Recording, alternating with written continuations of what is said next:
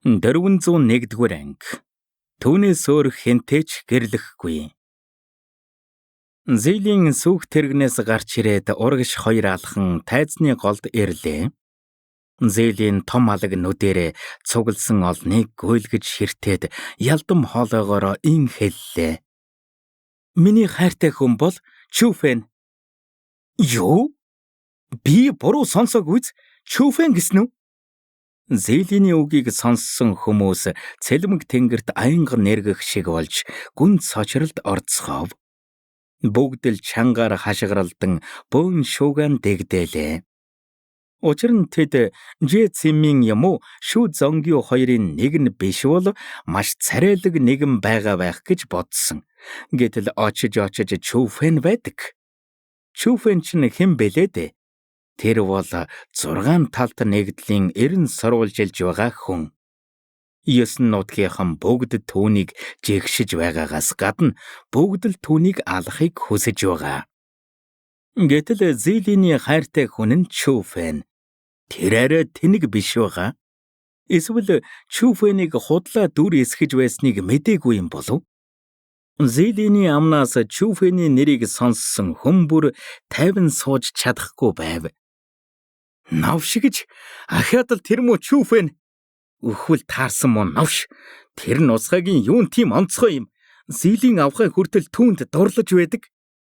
Гэхдээ хамгийн их уурлаж байсан хүмүүс нь Тан Ишүү, Сон Цзинфэн, Ба Юмфэн, Лю Шао Яо дөрв байв. Тэд бүгд Зэйлинд дурлсан. Гэтэл Зэйлиний сэтгэлийг булаасан хүн нь тэдний хамгийн их үзэн яддаг нусгай байх гэж. Зэйлиний хайртай хүн нь Жэцимийн юм уу Шү Зонгио байсан бол тэд хүлээн зөвшөөрч чадах байсан. Гэхдээ Чүфэн гэж бодох төдийдл тэд яагаад ч зөвшөөрч чадахгүй байлаа. Чүфэн гэдэг нусгай юу? Тэр ямар чадвартай юм? Тэр миний Зэйлинд тохирно гэж юу? Яг энэ үед Морон юу ууртайгаар хашгирлаа. Тан Ишүү тэр хэдтэй таагүй харилцаатай байдаг. Тэр хүртэл тэдэнтэй л адил Зэйлинд дурлсан байв. Бусад хүмүүс тэдэн шиг ил тод уурлаагүй ч гэлээ дотроо бачимдаж өгөх гэж байлаа. Жишээлбэл Жэцимийн ханцуун дууга гар чанга гихч нь атгагдсан байлаа. Төвний зүрх сэтгэлд уур хилэнгийн гал дүрэлзэж алах хүсэл биеэс нь ялгарч байв. Тэр гутарч байсан юм. Тэр дорд үздэг байсан нусгайда хайртай хүнээ алдсандаа гутарч байсан юм. Залуу үеийнхэн ч гэлтгүй өмнөх үеийн хөгшчүүд хүртэл гүн цочролд орсон байв. 6 бүлэгмийн ахлагч нарч тэнд байсан болохоор бүгд л хөмсгөө зангидан тайзан дээрх охин руу ширтлээ. Учир нь Зэйлийн түүний нэрийг зарлах үедээ тэдний эсрэг дайн зарлснаас ялгаагүй. Алдарт тосгонч том дайны талбар болж мэднэ. Хүмүүсийг шуугилдан ярилцаж байхад Зэйлийн тоосон шинжгүй маш тайвнаар ингэж хэллээ. Хүнийг хайрлахын тулд өөрийгөө өөрчлөх шаардлага байхгүй. Хүнийг хайрлахын тулд өөрийгөө хүчлэх шаардлага байхгүй. Хүнийг хайрлахын тулд өөрийгөө хорлох шаардлагагүй. Жинхэнэ хайранд зовлонгоос илүү жаргал, өвдөлтөөс илүү инээд их байдгийм. Жинхэнэ хайр минь ёроолгүй тамийн далаад байсан ч сэтгэл зүрх минь хувраагүй үед би жаргалтай байх болно. Тиймээс түүнийг хайрлахын тулд би өөрийгөө үл хайхарна. Түүнийг хайрлахын тулд би бүхнээ зориулна.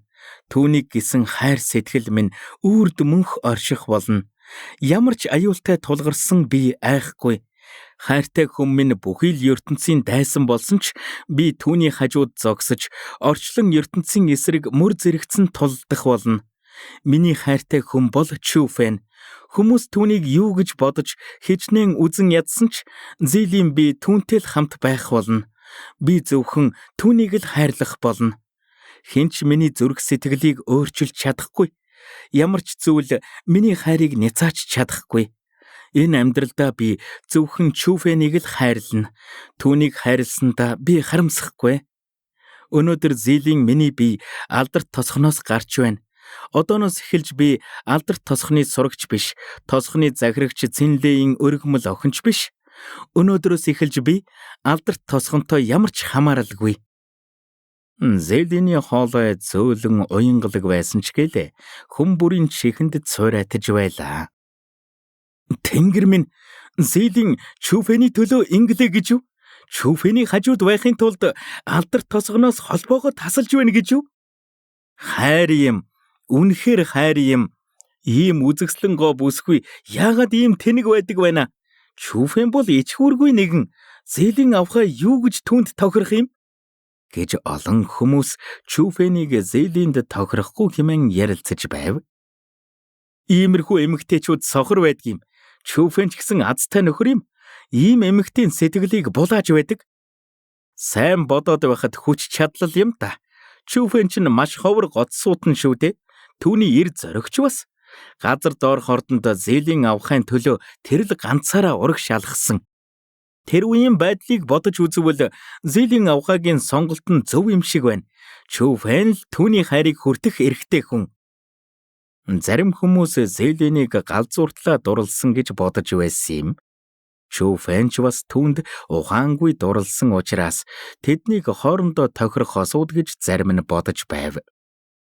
Навшигч, одоо үеийн эмэгтэйчүүд муу залууст дурладаг болчихсон юм уу? Зээлийн шиг ер бусын гоо бүсгүй биднийг сонгохгүй байвал зүгээрээ. Тэр морон юуг сонгоогүй, шүү зонг юуг сонгоогүй. Бүр Жэзэмминийг хүртэл сонгоогүй. Тийм байж эрен сурвалжлагдаж байгаа чүфэнийг сонгож байдаг. Толгоон зүгээр байгаа. Гэвч зарим хүмүүс байдлыг хүлээн зөвшөөрч чадахгүй л байлаа. Тэд Жэзэммийн тэр хэдийн өмнөөс уурлаж байсан юм. Хүн хүний бодол өөр байдаг шиг бүгд л өөр зүйл бодоцоож байлаа. Гэхдээ тэд яаж ч хичээсэн зээлийн бодлыг өөрчилж чадахгүй байлаа. Учир нь зээлийн аль хэдийн чүфэнд дурлчихсан. Лайк болон subscribe дарж биднийг дэмжээрэй. 402 дугаар анги. Миний ач охинд хүрээд үзээрэй. Зээлийн авхаа, чи чүфэнтэй нэгдснээр гэрэл тэрэ дүүгээ тастаж байгаагаас ялгаагүй. Шийдвэрээ гаргахаас өмнө сайн тунгаахыг зөвлөе.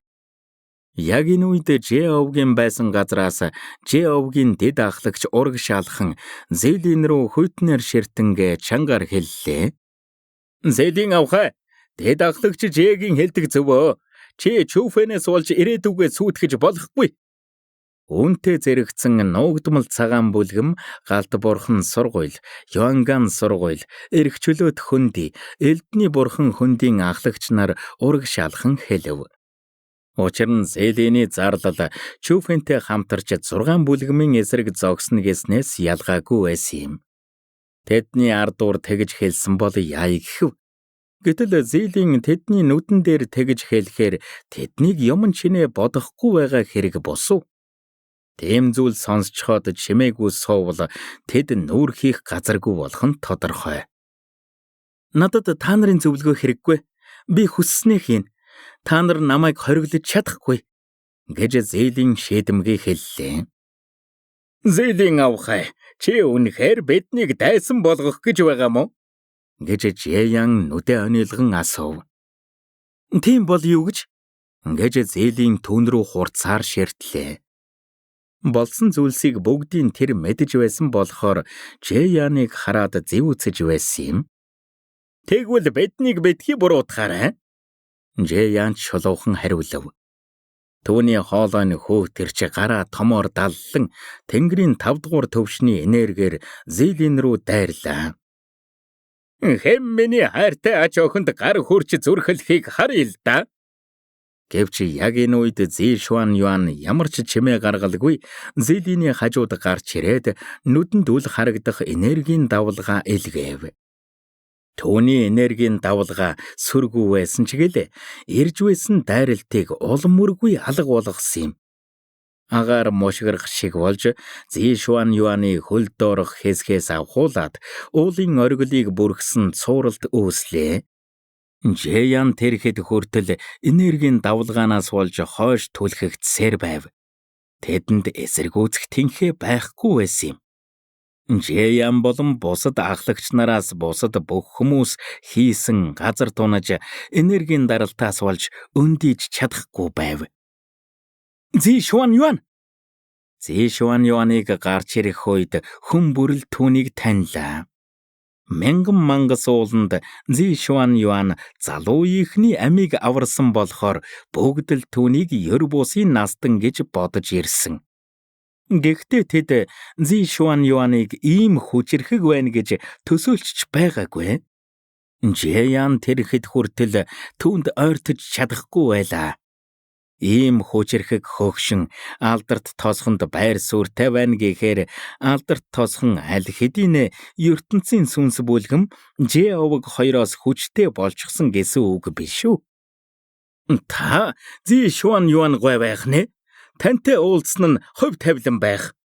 Гэхдээ тань шиг шудраг хүн яагаад бидний хэрэгт оролцоод байгааг ойлгохгүй байна. Арай та тэр хорон Чүфэнийг дэмжиж биднийг эсэргүүцэх гээ юу?